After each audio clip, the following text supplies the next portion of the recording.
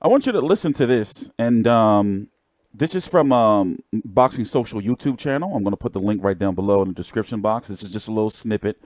But basically, we're going to talk about the thought process of Deontay Wilder and why, you know, I can agree with their stance, but I can look at both sides, unlike, some of my competitors. Hey, new media, we were just talking about you.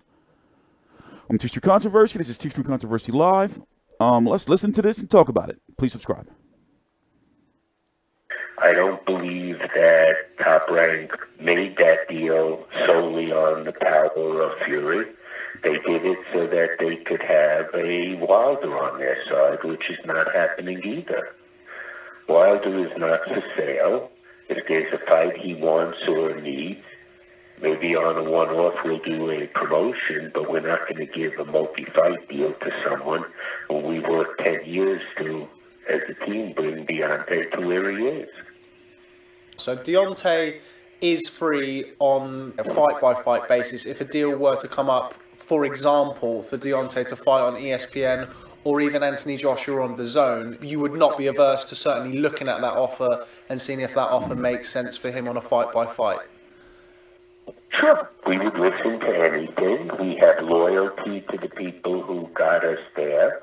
We don't have a contractual commitment. We have a moral commitment to do the right thing by the partners that have been with us.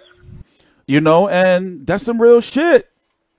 Everything is not all about money all the time, And yes, when it comes to fighters, they do want to secure the biggest paydays in money. Yes.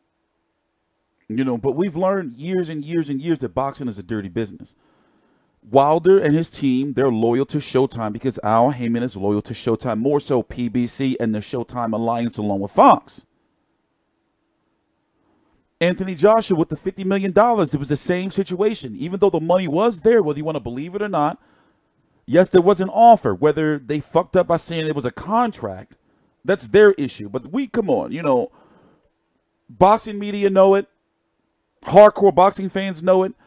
Casual fans, they don't really seem to grasp it. That money was there. Come on. Those are the same people that say Al Heyman was only worth, because Forbes say $15 million, not knowing, what Live Nation is, that, the Budweiser Music Festival, the Eddie Murphy Delirious Tour, Michael Jackson Bad Tour. Oh, we can go further and further back. His brother losing to Sugar Ray Leonard.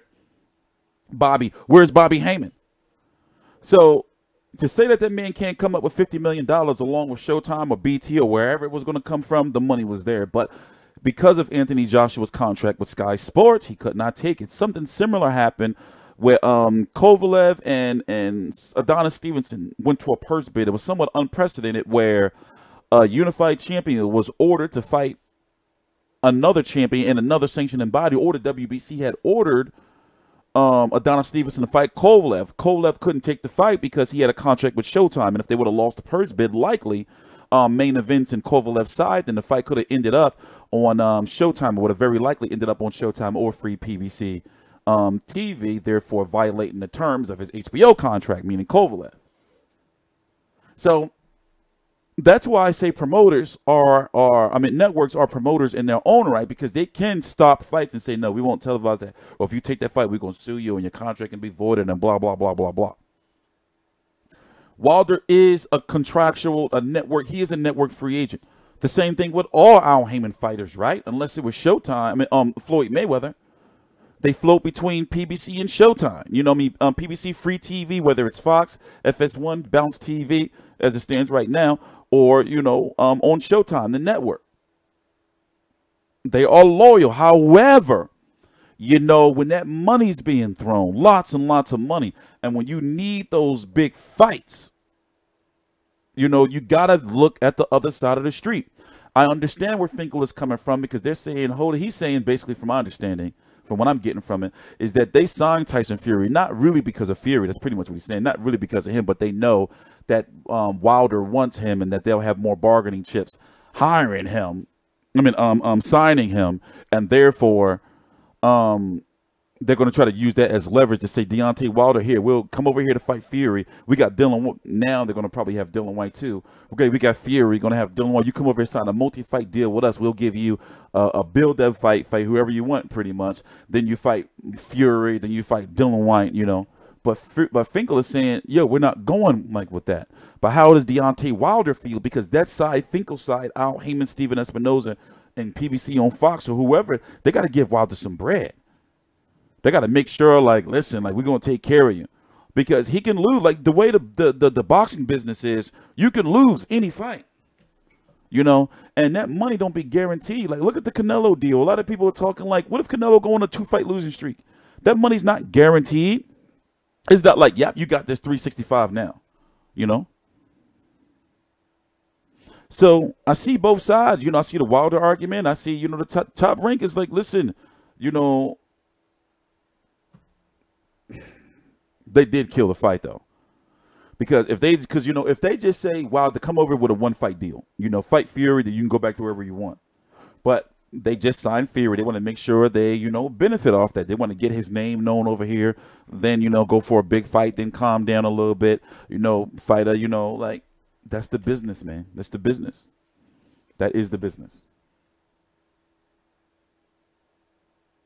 But the walls are closing in on Wilder. He's going to have to do something. I feel he's going to fight Dominic Breazeale. That's, you know, he's saying that's what he's going to do. I think that's the right thing to do. Get that mandatory out of the way, because no matter what, it's going to get worse. You know, just fight him and get it out of the way. Then, you know, they can go Luis Ortiz again, you know, to try to, you know, stall, but that can't be pay-per-view. Then try to stall a little bit. But something's going to have to happen if Anthony Joshua beats Gerald Big Baby Miller. You know, and especially if that news becomes true, reported by Boxing Scene, that Dylan White's going to sign with ESPN. They got to have to do something before their hand is forced. If it goes to purse bid wars are coming. Purse bid wars are coming.